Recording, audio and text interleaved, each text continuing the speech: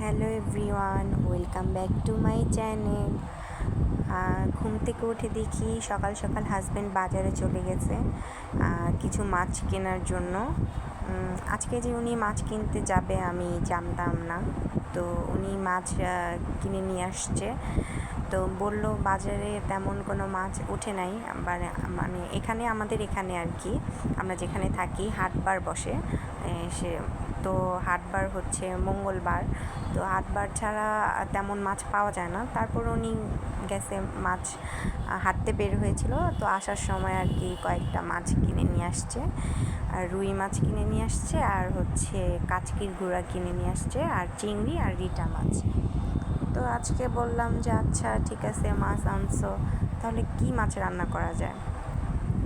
যার বাবা বলল যে আজকে রিটা মাছ রান্না করো, আর কাচকির গুঁড়াটা রান্না করো, আর চিংড়ি মাছ আর রুই মাছ ফ্রিজে রেখে দাও। তো তাই আমি রিটা মাছ রান্না করব। আমার দুই মেয়ে আবার আমার পাশে বসে দেখতেছিল যে আম্মু কী করে। রান্না বান্না করার জন্য রিটা মাছগুলো ভালোভাবে ধুয়ে নিয়েছি, আর পাশে কাঁচামরিচ পেঁয়াজ এগুলো কেটে নিয়েছি। তো এই তো কাচকির গুঁড়াও বেছে টেছে রান্না করব। কাচকির গুঁড়াটা হাতে মাখিয়ে রান্না করব। আসলে গুঁড়া মাছ হাতে মাখিয়ে রান্না করলে খুব মজা লাগে খেতে। তো এই তো কিছু আলু কুচি করে কেটে নিয়েছি পেঁয়াজের সাথে।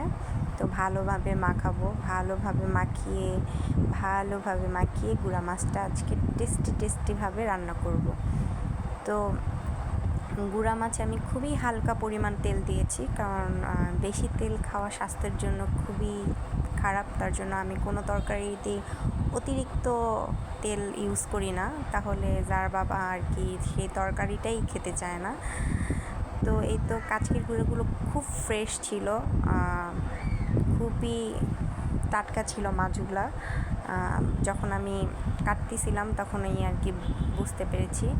এই তো রিটা মাছ রান্না করার জন্য আর কি ভালোভাবে মশলা কষিয়ে নিচ্ছি। রিটা মাছ নাকি মুরগির মাংসর মতো রান্না করতে হয়, ভালোভাবে মশলা টশলা দিয়ে কষিয়ে তারপর রান্না করতে হয়। আসলে রিটা মাছ আমি রান্না করতে জানি না, আমি আমার আম্মুকে ফোন দিয়েছিলাম, আমার আম্মু ফোনটা ধরে নাই, তাহলে ভালোভাবে জিজ্ঞেস করে নিতে পারতাম যে আসলে রিটা মাছটা কীভাবে রান্না করতে হয়।